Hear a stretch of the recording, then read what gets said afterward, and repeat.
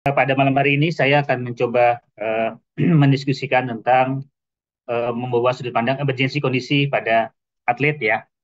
Nanti rekan saya Dr.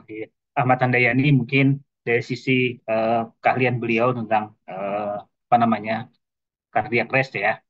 Saya mencoba menampilkan bahwa apa sih yang kita perlu perhatikan pada kondisi emergensi ketika kita mendampingi atlet terutama atau mungkin ketika kita sedang berolahraga ya. Next. Saya mencoba menyampaikan bahwa emergensi di olahraga itu ada dua hal ini menurut saya yang penting kita perhatikan.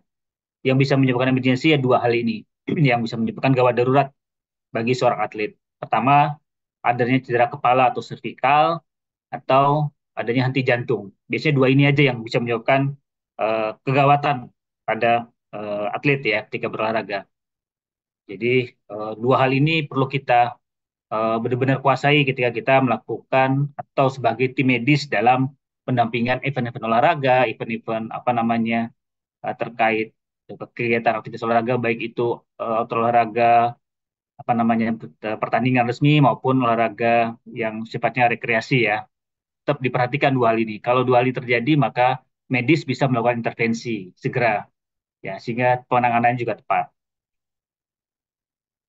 Next, apa yang kita perlu lakukan ketika menghadapi kasus emergensi? Lakukan empat hal ini: rekognisi, respon, resusitasi, dan remove the field. Kenapa yang remove kita kasih warna biru? Nanti kita lihat di belakang ya. Jadi tidak semuanya harus dengan respon merah ya. Oke. Selanjutnya adalah rekognisi cervical injury. Bagaimana kita mengenal cedera leher atau kepala ya? Biasanya ya tadi cedera kepala maupun cedera leher itu biasanya berbarengan atau bersama-sama kondisi terjadinya. Jadi kita kalau kita berada di sana kita mungkin tahu bisa bahkan melihat langsung mekanisme terjadi cedera pada atlet tersebut. Ada nggak benturan langsung pada kepala, baik itu oleh siku, baik itu oleh kaki yang misalnya ketika dia menanduk atau berbenturan dengan kakinya lawan misalnya, atau ada nggak pukulan misalnya kalau dia bermain futsal atau bola itu ada pukulan atau ketika penjaga gawang mengambil bola atau apa tangannya kena ke kepala atau leher dari eh, temannya atau lawannya. Ada nggak kondisi itu? Ada tidak benturan pada dagu maupun rahangnya? Dan apakah benturan itu juga keras? Kalau kita melihat atau mendampingi kondisi apa namanya pertandingan tersebut melihat bahwa ada kondisi ini atau ada kemungkinan jatuh dari ketinggian, misalnya habis melompat atau ya habis melompat berebut bola ataupun mengambil ini dan mengambil apa mengambil bola misalnya jatuh dengan kondisi yang salah, misalnya kepalanya dulu yang jatuh misalnya berbenturan dengan lantai. Nah, kita perlu mengenali bahwa kondisi itu bisa menyebabkan cedera pada kepala maupun leher si atlet. Next. Lalu kalau sudden cardiac arrest gimana? Yang kita perlu perhatikan adalah kenapa tiba-tiba misalnya atlet tersebut tiba-tiba terhuyung atau jatuh. Kita perlu melihat mekanismenya adalah biasanya dia tidak tidak ada kontak, tidak ada kontak yang kolaps langsung misalnya tanpa kontak tiba-tiba jatuh pasiennya. Tiba-tiba atletnya jatuh. Tiba-tiba atletnya eh, tidak merespon atau kehilangan kesadaran ketika jatuh tersebut. Atau kita melihat bahwa bisa jadi pada cardiac arrest itu bisa pernafasannya bisa normal, juga bisa tidak. Jadi kita perlu mengenali itu. Lalu bisa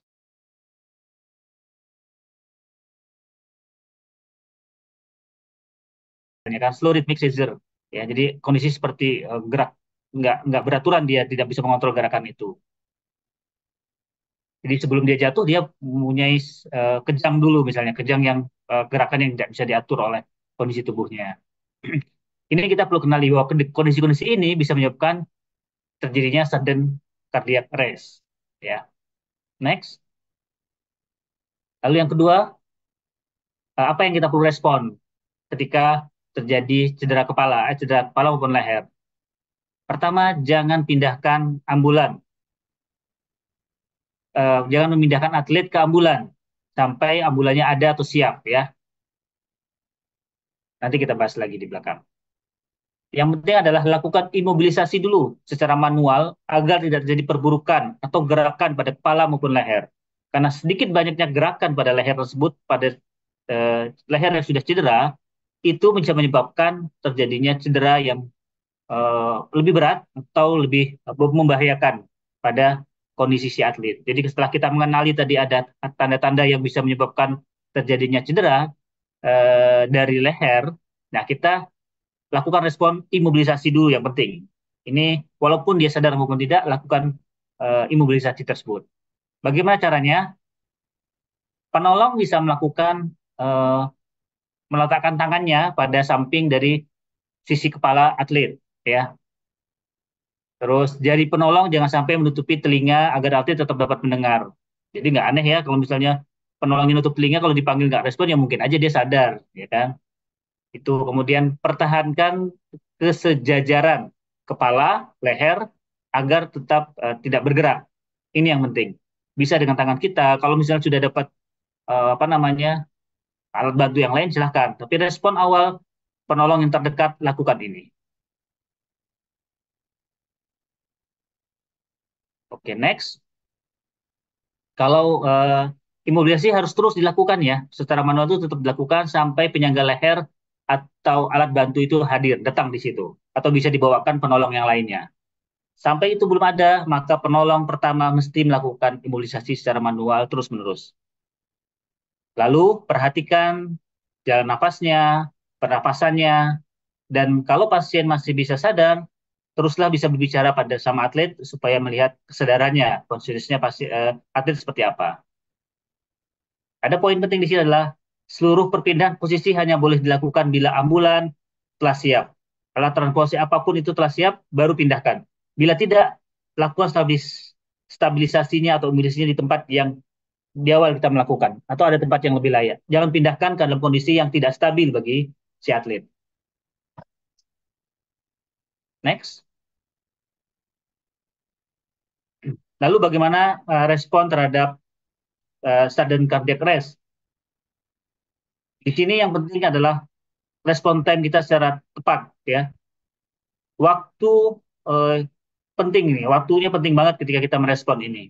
Ya, semakin cepat kita memberikan respon yang tepat, maka atlet juga dapat memberikan bisa pulih dengan baik tentunya nanti. Dan ini tidak bisa hanya kita lakukan di area lapangan atau di pinggir lapangan, tapi kita juga perlu segera meminta bantuan. Ya, kalau dia terjadi cardiac arrest, maka kita mungkin memerlukan penanganan lebih lanjut segera. Ya, lalu usahakan ada AED segera ya. Jadi bisa kalau persiapan olahraga resmi harusnya ada AED di sekitarnya. Jadi ketika ada atlet yang mengalami sudden cardiac arrest, maka AED tersebut bisa digunakan. Ya, tentunya harus berfungsi dengan baik juga. Rencana untuk melakukan defibrillate pada atlet perlu segera dilakukan. Respon 2 menit itu sangat penting, ya. Jadi respon penolong di sekitar atlet yang mengalami SCA ini adalah penting, ya. Yang bukan masalah bagaimana dia ditransport ke tempat lain, tapi bagaimana respon awal kita itu penting terhadap kemungkinan ke depan bagi pasien, efek samping apa namanya cardiac arrest-nya. Kalau kita melakukan respon ini dengan tepat dalam waktu singkat awal, itu memberikan kesempatan pasien untuk atlet tersebut untuk pulih. Next. Setelah kita merespon, maka kalau kondisi yang emergensi ini kita perlukan resusitasi istilahnya, ya. Kalau pada cervical injury atau head injury tetap lakukan emboliasi manual itu, tetap pertahankan, lakukan mau CAB mau ABC, ini perlu dilakukan. Sirkulasi denyut nadinya, airway dan breathingnya perlu kita pertahankan. Semua itu dilakukan secara simultan, tidak A dulu, tidak B dulu atau C dulu, tapi lakukan semua itu secara simultan. Ya, itu untuk mempertahankan kondisi atlet yang cedera tersebut. Lalu, jangan lupa perhatikan bahwa setiap tindakan yang dilakukan selanjutnya harus tetap dalam posisi imobilisasi servikal. Jangan sampai kita melakukan tindakan pada B, breathing-nya, pada airway-nya maupun sirkulasi tanpa memperhatikan imobilisasi dari servikalnya. Karena semuanya penting dan wajib kita jaga. Next. Kalau pada resusitasi SCA, sudden cardiac arrest, juga sama saja. Hal itu juga menjadi penting ya. Next. Ya, kalau pada sudden cardiac arrest jangan lupa kita perlu lakukan D itu pada sudden cardiac arrest adalah defibrilasi. Kadang diperlukan defibrilasi pada uh, ketika meresusitasi kondisi atlet yang ngedrop itu ya, yang tiba-tiba henti jantung. Next. Nah, hal yang penting berikutnya adalah bagaimana kita memindahkan uh, atlet tersebut dari tempat dia cedera jatuh ya, dari lapangan itu. Bagaimana kita mempersiapkan, merencanakan ke tempat yang life supportnya lebih baik. Kita mau menuju kemana nih? Kemana ICU-nya? Di mana ambulan yang bisa advance life supportnya? Ya, ini sebaiknya memang sudah disiapkan sebelum apa namanya pertandingan tersebut diadakan. Ya, jadi sudah menentukan kita akan merencanakan atlet tersebut bila terjadi kondisi emergensi itu kemana. Jadi pertimbangkan itu. Kemudian tetap kalau ada cedera leher seperti tadi, tetap lakukan imobilisasi servikal. Kemudian cara terbaik salah satunya adalah pemindahan uh, apa namanya atlet tersebut adalah dengan lock roll ya. Ini gambar lock roll menunjukkan bahwa bagaimana kita memindahkan tetap perhatikan ya. Perhatikan. Jadi tidak asal-asalan ketika ada atlet jatuh, penolongnya yang mindahin ke apa namanya tandunya, ke berangkarnya asal-asalan. Itu bukan penolong yang tepat gitu, bukan tim medis. Tim medis tetap harus memperhatikan hal ini. Jadi peluang atlet tersebut pulih juga lebih besar ya. Tidak asal-asalan ketika melakukan transportasi dari uh, atlet tersebut. Next.